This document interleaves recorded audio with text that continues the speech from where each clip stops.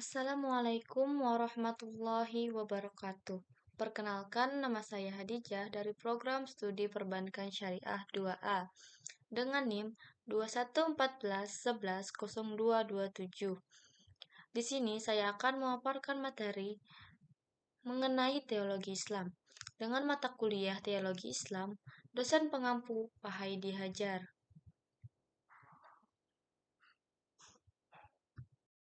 Teologi Islam atau ilmu kalam adalah ilmu yang membicarakan tentang wujudnya Tuhan atau Allah, sifat-sifat yang mesti ada pada Allah, dan lain sebagainya. Ilmu kalam juga dapat dikatakan ilmu yang membicarakan bagaimana menetapkan kepercayaan-kepercayaan keagamaan dalam Islam dengan bukti-bukti yang yakin. Hubungan ilmu tasawuf dengan beberapa wacana ilmu pengetahuan mengalami berbagai penyimpangan dari para pengamalnya. Karena kurangnya pemahaman mereka akan esensi tasawuf itu sendiri, sehingga mereka mengamalkan dengan cara berlebihan yang bertentangan dengan syariat. Dari penyimpangan itulah kemudian tasawuf. Ada yang menganggap bahwa tasawuf adalah disiplin ilmu yang sesat dan menyesatkan. Padahal, kalau kita merujuk kepada esensi dan substansi dari tasawuf itu sendiri, esensi tasawuf sendiri adalah membersihkan jiwa, mensucikan hati, dan mencapai makam ihsan. Secara substansial, ilmu tasawuf bukanlah suatu disiplin ilmu yang sesat dan menyesatkan. Kalaupun ada penyimpangan itu merupakan dari pengamalnya atau orangnya, jadi bukan tasawufnya. Selain itu, ada juga dari kalangan orientalis, mereka menciptakan nama-nama baru dan menyatakan tasawuf dengan kebiksuan dalam ajaran Buddha, kependetaan dalam ajaran Kristen, atau kerahiban dalam ajaran Hindu. Mereka mengatakan bahwa ada tasawuf Buddha, tasawuf Hindu, tasawuf Kristen, tasawuf Persia, dan lain sebagainya. Tujuan yang hendak mereka capai selain untuk menyamarkan nama tasawuf, juga untuk menuduh bahwa asal mula perkembangan tasawuf adalah dari sumber-sumber kuno dan aliran-aliran filsafat yang sesat ini. Tasawuf bukanlah sesuatu yang baru dalam Islam. Dasar dari ajaran tasawuf itu sendiri diambil dari sejarah dan peri kehidupan Rasulullah Shallallahu Alaihi Wasallam dan para sahabatnya. Tasawuf memang sudah ada sejak zaman Rasulullah Shallallahu Alaihi Wasallam, walaupun hanya sebatas amalan-amalannya dan belum secara teori. Seiring berkembangnya zaman, saat ini tasawuf seringkali dibedakan dan dipisahkan dari ilmu kalam, filsafat, dan fikih dalam studi-studi keislaman. Seolah-olah keempatnya itu tidak ada kaitannya, tidak ada titik temu, tidak ada persinggungan sejarah, sehingga tasawuf sendiri kehilangan makna substansi dan esensinya. Ini merupakan suatu pendistorsian terhadap wacana keilmuan dalam Islam. Lantas bagaimana tentang hubungan antara ilmu tasawuf dengan ilmu kalam dan filsafat? Untuk mengetahuinya hubungan antara ilmu-ilmu tersebut, maka akan dijelaskan hakikat dari masing-masing ilmu. 1. Hakikat tasawuf. Secara etimologi, ada beberapa sejarah istilah yang berkaitan dengan tasawuf. Di antaranya adalah ahlu ahlul al-sufah, sab, sub, subhus, supi, sapwah, atau orang pilihan atau suci. Secara terminologi, menurut Zakaria Al-Ansyari, tasawuf adalah ilmu yang dengannya diketahui tentang pembersihan jiwa, perbaikan budi pekerti, serta pengembangan lahir dan batin untuk memperoleh kebahagiaan yang abadi.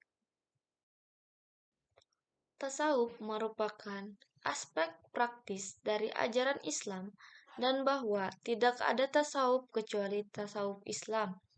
Tasawuf juga bersumber dari Islam. Tasawuf terbagi ke dalam dua bagian, yakni tasawuf Sunni dan tasawuf filosofis. Tasawuf Sunni adalah yang hanya menerima tasawuf yang berdasarkan Al-Quran dan Sunnah, serta bertujuan asketisisme, kehidupan sederhana, pelurusan jiwa, dan pembinaan moral. Tasawuf dikaji secara mendalam, dan di sisi lain, ia melancarkan kritikan tajam terhadap filosof kaum Mu'tazilah dan kaum Batiniyah. Tasawuf Sunni diwakili oleh para sufi abad ketiga dan keempat Hijriah, Imam Al-Ghazali, dan para pemimpin tarekat yang mengikuti jejaknya. Sedangkan tasawuf filosofis adalah yang dimana ajaran-ajarannya memadukan antara visi mistis dan visi rasional pengasasnya. Tasawuf filosofis menggunakan terminologi filosofis yang berasal dari ajaran-ajaran filsafat dan para tokohnya. Tasawuf filosofis diwakili oleh para sufi yang memadukan antara tasawuf dan filsafat, di antaranya adalah Ibnu Arabi, Al-Syuhrawardi, Umar Ibnu Al-Farid, dan lain-lain. 2. Hakikat ilmu kalam. Ilmu kalam juga bisa disebut dengan ilmu kepercayaan atau akidah. Menurut Ibnu Khaldun, ilmu kalam adalah ilmu yang berisi alasan-alasan mempertahankan kepercayaan iman dengan menggunakan dalil pikiran, dan ilmu kalam berisi bantahan-bantahan terhadap orang-orang yang mempunyai kepercayaan yang menyimpang. Akidah memiliki objek kajian mengenai keyakinan akan 3 hal, yakni kehidupan setelah mati atau akhirat, perantara manusia dengan Tuhan, dan hubungan manusia dengan Tuhan. Argumentasi terbagi menjadi 2 arah, yakni akli atau logika dan nakli, Al-Quran dan hadis. Meskipun akli memiliki kemungkinan dalam kesalahan dalam memahami agama, namun kebenarannya dapat memperkuat kehadiran nakli. Ilmu kalam bertujuan untuk melindungi agama dari akidah-akidah yang bertentangan dengan akidah Islam, sehingga umat Islam selamat di dunia maupun di akhirat. Ketiga, hakikat filsafat. Secara etimologi, filsafat berasal dari bahasa Yunani, yakni filosofia, yang artinya cinta kebijaksanaan. Secara terminologi filsafat dapat diartikan sebagai berpikir menurut tata tertib dengan bebas dan dengan sedalam-dalamnya. Dan berfilsafat adalah berpikir dengan menggunakan disiplin, berpikir tinggi, dan kajian filsafat sangat luas. Sumber pengetahuan yang dikenal filsafat yaitu 1. Empiris atau eksperiensi. Kedua, inner sense, outer senses. Kedua, rasio atau reason, akal budi, pikiran, dan nalar. 3. Intuisi. 4. Otoritas. 5. Kepercayaan. 6. Wahyu.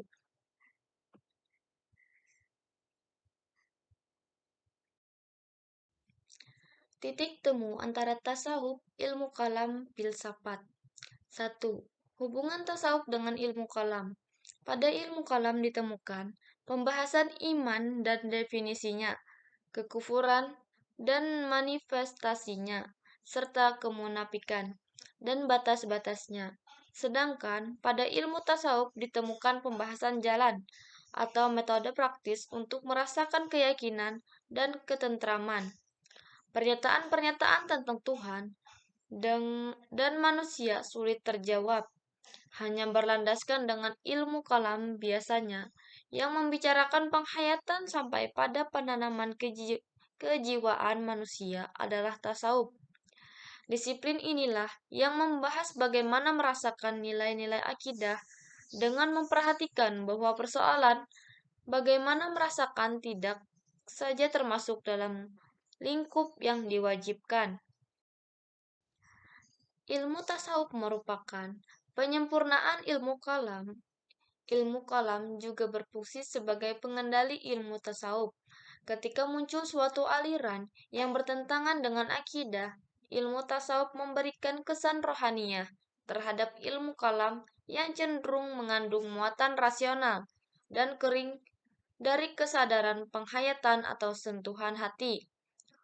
Hubungan tasawuf dengan filsafat. Tasawuf dan filsafat sering dipandang berlawanan.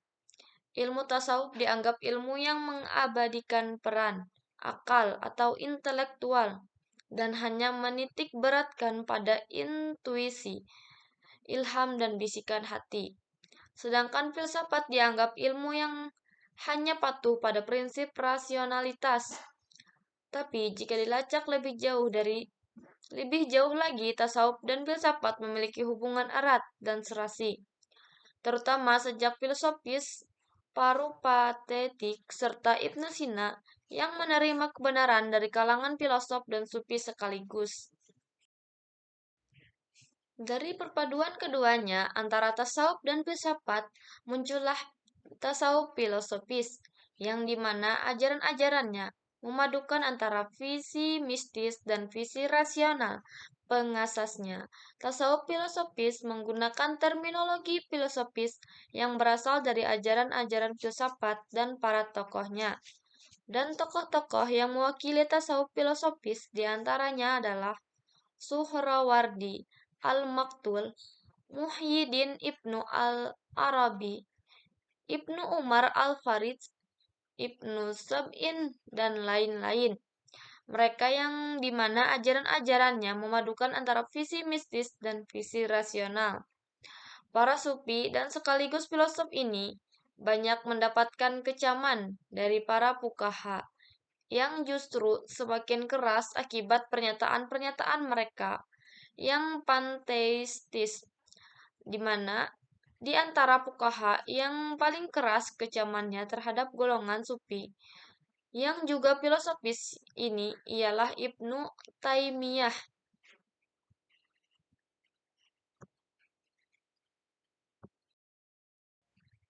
Jadi, anggapan bahwa tasawuf tidak ada hubungannya dengan ilmu kalam, filsafat, merupakan statement yang salah, melainkan tasawuf memiliki hubungan dengan ilmu-ilmu yang lain. Hal ini dapat dibuktikan dengan pemaparan di atas, di mana tasawuf dengan keilmuan lainnya memiliki keterkaitan dan juga titik temu, dan tasawuf dengan wacana keilmuan lainnya saling berkesinambungan. Sekian yang bisa saya sampaikan. Jika ada salah hilaf, mohon maaf. Wassalamualaikum warahmatullahi wabarakatuh.